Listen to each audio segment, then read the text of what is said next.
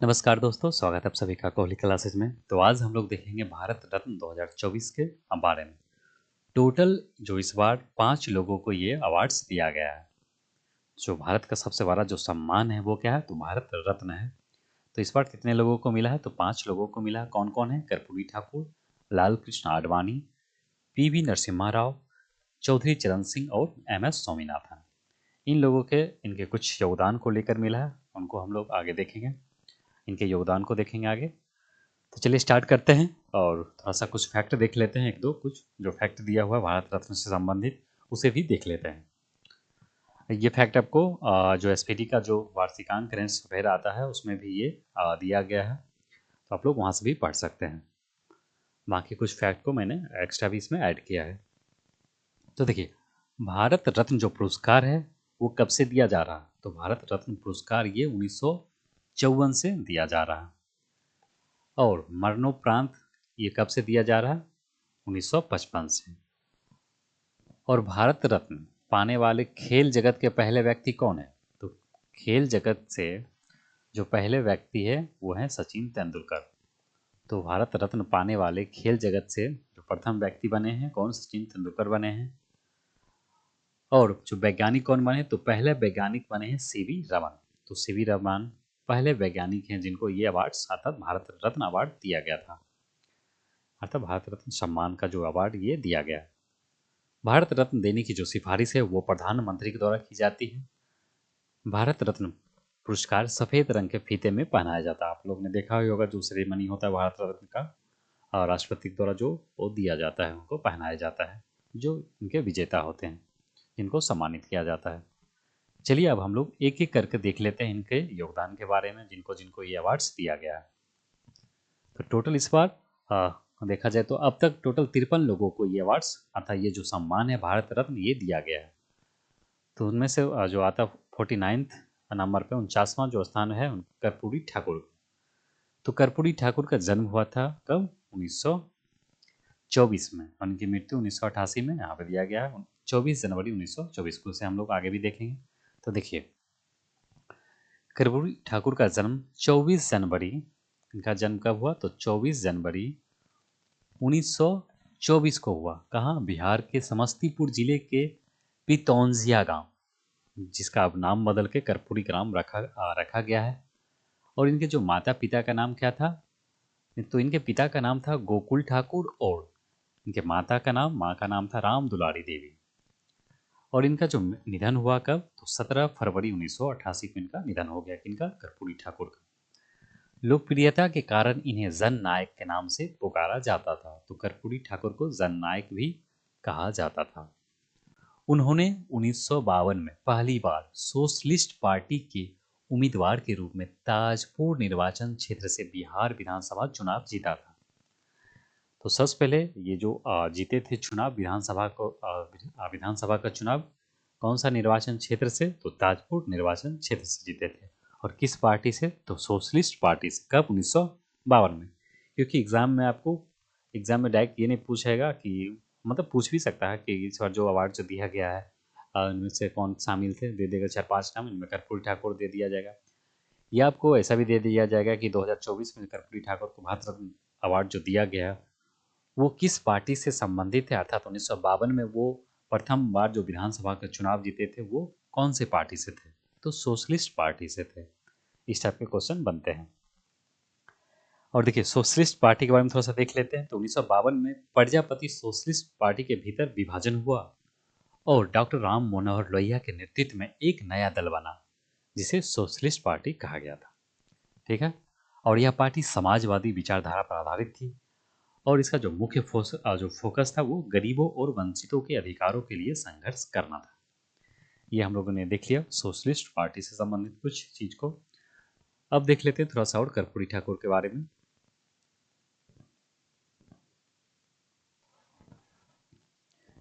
चलिए, आप लोग नए चैनल पर नए तो जरूर चैनल को जरूर सब्सक्राइब कर ले, वीडियो को लाइक करें, अपने दोस्तों को भी शेयर करें। तो देखिए, कर्पूरी ठाकुर वर्ष 1970 से 71 और 1977 से 79 तक 2 बार बिहार के मुख्यमंत्री रहे। तो कर्पूरी ठाकुर कब से कब रहे बिहार के मुख्यमंत्री, तो 1970-71 और 1977 से 1979 के बीच टोटल 2 बार रहे। और इनका जो क्रम है मुख्यमंत्री बनने का वो 11वें मुख्यमंत्री थे। और ये पहले गैर कांग्रेसी मुख्यमंत्री भी बने। कौन? कर्पूरी ठाकुर। और 1967-68 तक वे बिहार के उप मुख्यमंत्री भी रहे।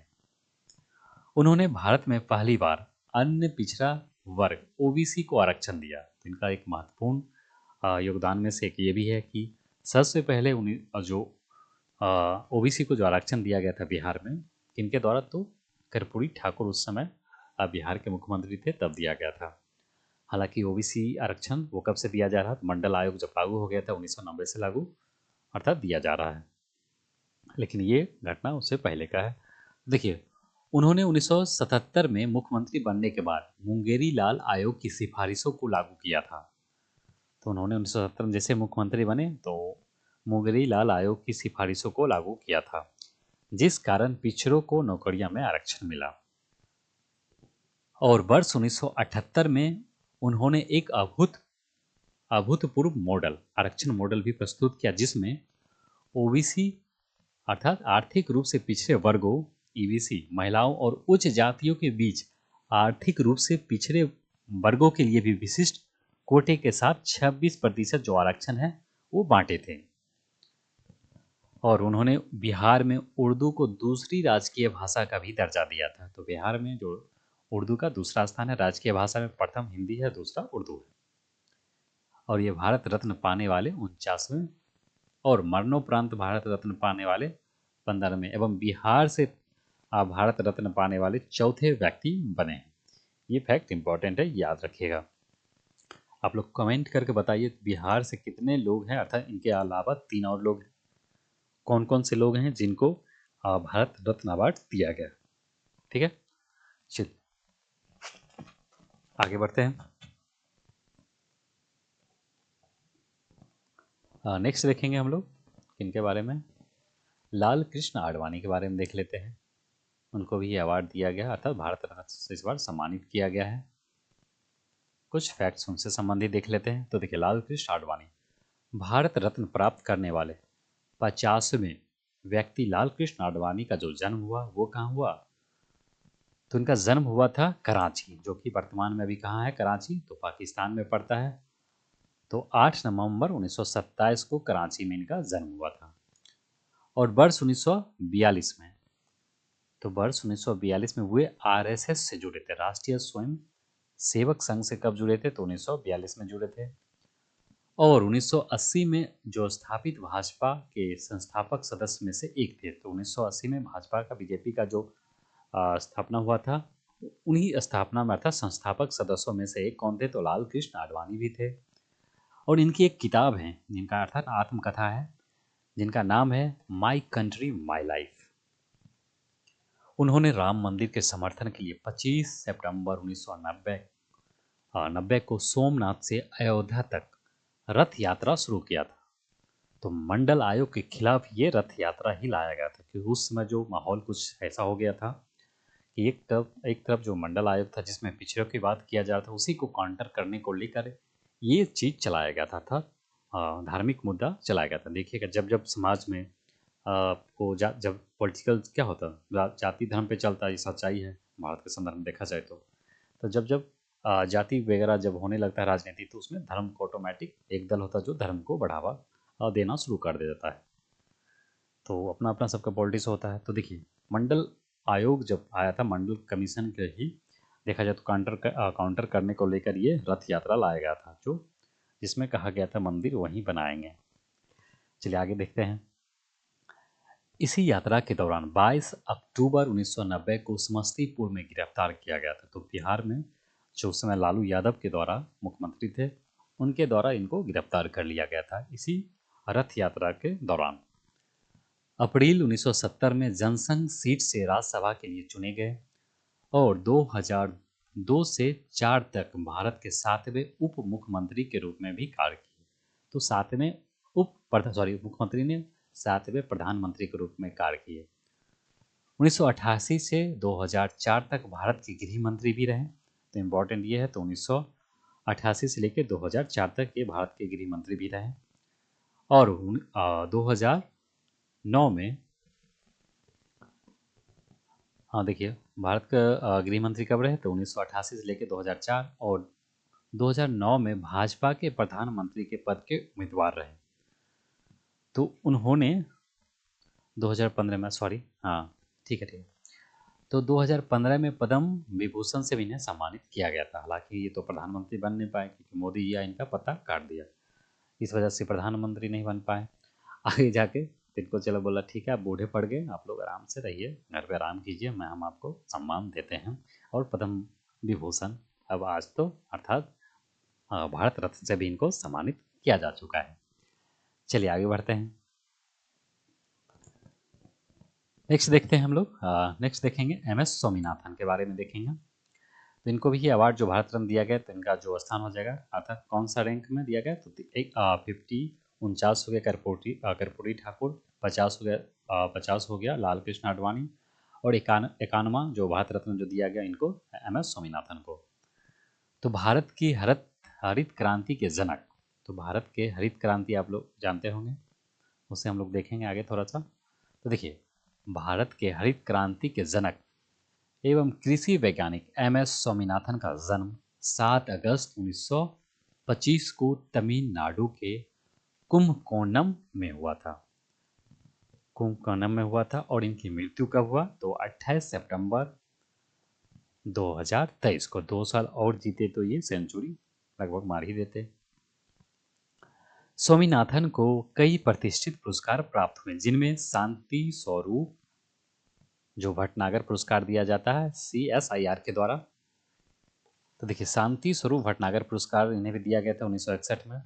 रमन मैग्सेसे पुरस्कार 1971, अल्बर्ट आइंस्टीन विश्व विज्ञान पुरस्कार 1986 में, और इसके साथ ही इनको पद्म श्री 1967 और पद्म भूषण 1972 में और पद्म विभूषण 1989 से भी सम्मानित किया जा सकता। लगभग अच्छा जो भी अवार्ड था ये ले चुके थे, बस अब बच गया था भारत रत्न, वो भी दिया गया था 2024 में, इस बार मिल गया। चलिए आगे देखते हैं।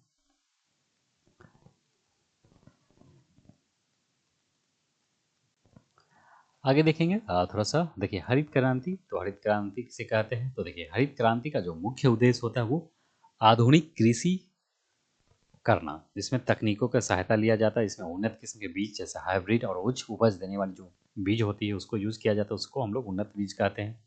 सिंचाई सुविधा, उर्वरकों और कीटनाशकों के उपयोग के माध्यम से कृषि उत्पादन को बढ़ाना था। इस अभियान के तहत पारंपरिक कृषि होता था, पारंपरिक कृषि ट्रेडिशनल जो एग्रीकल्चर होते आ रहा था उसको बदलकर एक वैज्ञानिक तकनीक आधारित कृषि करना था। और ये काफ़ी उस समय 1960 से 70 के दशक में काफ़ी बहुत फायदेमंद रहा भारत के लिए। भारत को देखा जाए तो इसमें अन्न में खाद्यान्न में आत्मनिर्भर बना दिया था। इससे पहले भारत क्या था, भारत के पास अपने उसको कंजप्शन करने के लिए भी उतना उपज नहीं हो पाता था, विदेश से मंगाया जाता था, खासकर अमेरिका से, तो वहाँ से जो भेजा जा रहा था, ऐसा कहा जाता था जो वहाँ के चारा खाता था, वहाँ के कैटल्स, वो मकई वगैरह यहाँ पे भेजा जा रहा था यहाँ के लोगों को खाने के लेकर। तो जब हरित क्रांति का जब यहाँ पे शुरू हुआ था तो इनके योगदान से MS स्वामीनाथन के द्वारा तब जाके लोगों को यहाँ पे ये चीज़ से उभरना अर्थात फायदा हुआ। चलिए आगे बढ़ते हैं। नेक्स्ट देखेंगे, चौथे जो व्यक्ति हैं PV नरसिम्हा राव, जिनको इस बार भी भारत रत्न अवार्ड से दिया गया। इनका क्रम हो जाएगा 52 हो जाएगा। तो PV नरसिम्हा राव का जन्म 28 जून 1921 को वर्तमान तेलंगाना, तब हैदराबाद था, तेलंगाना कब बना तो 2 जून 2014 को बना था तेलंगाना। तो उस समय तो हैदराबाद के वारंगल जिले के लेखनोपल्ली गांव में हुआ था। इनका पूरा नाम पामुलापति, तो इनका जो पूरा नाम है पामुलापति वेंकट नरसिम्हा राव था। तो PV नरसिम्हा का पूरा नाम क्या था, तो इनका नाम था पामुलापति वेंकट नरसिम्हा राव, और इनके पिता का नाम था सीताराम राव और माता का नाम रुक्माबाई। वर्ष 1991 से 96 तक वे भारत के 9वें प्रधानमंत्री थे। तो 1991 से लेकर 1996 तक ये भारत के 9वें प्रधानमंत्री के रूप में भी कार्य किए। इन्होंने भारत के रक्षा मंत्री, विदेश मंत्री, गृह मंत्री के रूप में भी कार्य किया। वे 1971 से 1973 तक आंध्र प्रदेश के चौथे मुख्यमंत्री भी रहे थे। और 73वां और जो 74वां संविधान संशोधन अधिनियम है, इन्हीं के समय में वो किया गया था। इनके समय में तो पीवी नरसिम्हा राव के समय में ही किया गया था संशोधन 73वां और 74वां। देख लेते हैं जो 73वां और 74वां संविधान संशोधन, उसमें क्या है। तो देखिए, संविधान के जो 73वां संविधान संशोधन है 1992 में आया था।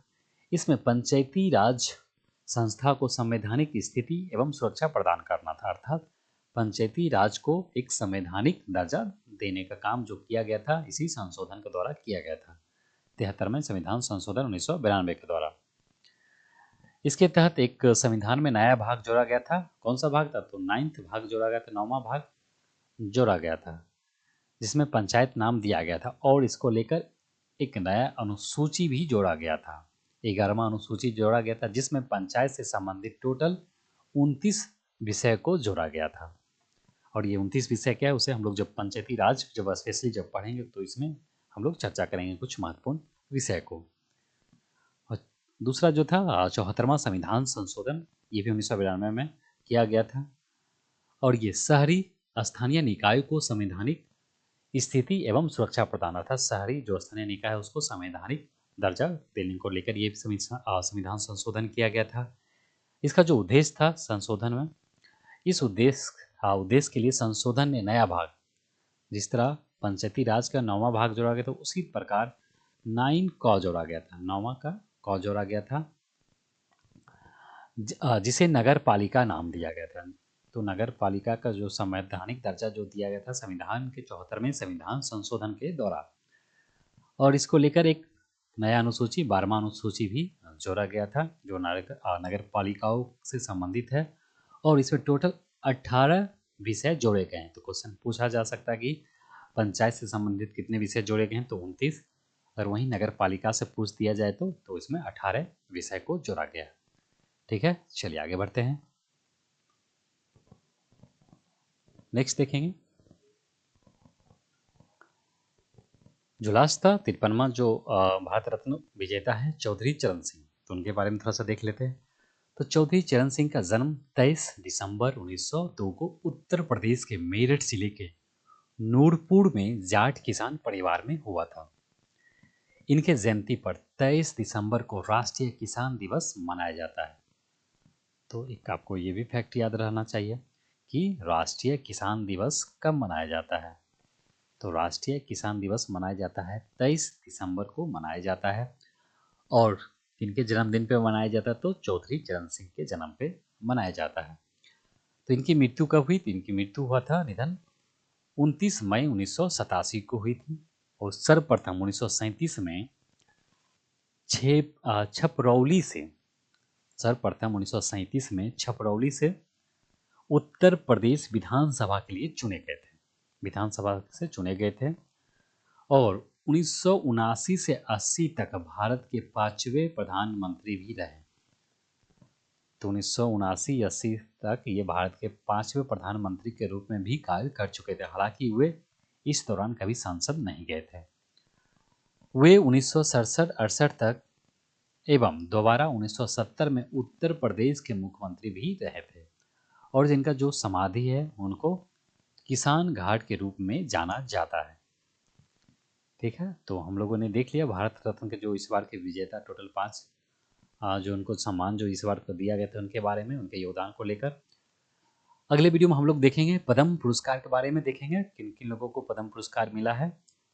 पद्म श्री, जिसके अंतर्गत हम लोग देखते हैं पद्म विभूषण, पद्म भूषण और पद्म श्री को देखेंगे। और खास करके इसमें हम लोग स्पेशली उन्हें देखेंगे जिन व्यक्ति को मिला है और जो बिहार से संबंधित है, उन्हें भी कवर करेंगे। ठीक है दोस्तों, तो आज के लिए हम लोग इतना ही रखते हैं इस वीडियो में। ठीक है, चलिए मिलते हैं हम लोग अगले वीडियो में। धन्यवाद।